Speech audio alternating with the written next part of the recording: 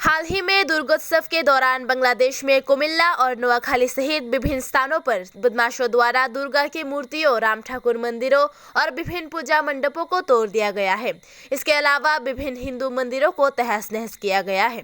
त्रिपुरा जन जागरण मंच ने बांग्लादेश के सरकारी हाई कमिश्नर जोवैद हुसैन को एक प्रतिनिधिमंडल सौंपकर मांग की कि बांग्लादेश सरकार इस घटना में शामिल लोगों के खिलाफ कानूनी कार्रवाई करे।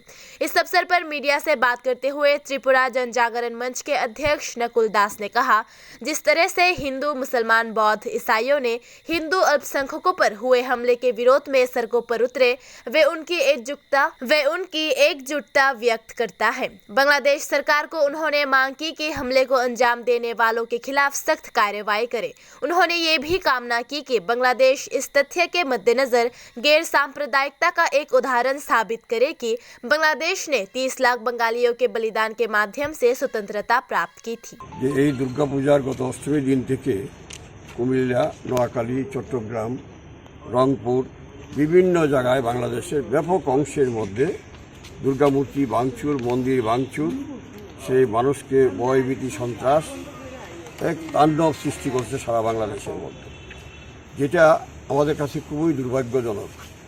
এর মধ্যে আমরা এটাও লক্ষ্য করি পাশাপাশি সেই বাংলাদেশের হিন্দু, মুসলিম, খ্রিস্টান, বৌদ্ধ দলমত, ধর্ম নির্বিশেষে সমস্ত মানুষ সেখানে প্রতিবাদের এবং প্রতিরোধের জ্বর তুলছে। তাদের সঙ্গে আমরাও সংহতি জ্ঞাপন করি এবং বিশেষ করে যে শক্তি এই কাজ করছে তাদেরকে খুঁজে বের করা এবং তাদের আসল জায়গাকে সে খুঁজে বার করা, এর চোরদের বাংলাদেশ সরকার আরও কঠোরভাবে শাস্তি দিক এবং যে 30 লক্ষ বাঙালির জীবন বলিদানের মধ্যে দিয়ে যে বাংলার স্বাধীনতা, বাংলাদেশ অসাম্প্রদায়িকতার এক উজ্জ্বল দৃষ্টান্ত রূপে দাঁড়াক, এটাই আমরা কামনা করি। আমরা চাই বাংলাদেশ সরকার এই সম্পর্কে আরও কঠোর ব্যবস্থা গ্রহণ করুক। কি নাম আপনার নাম? আমার নাম নকুল দাস।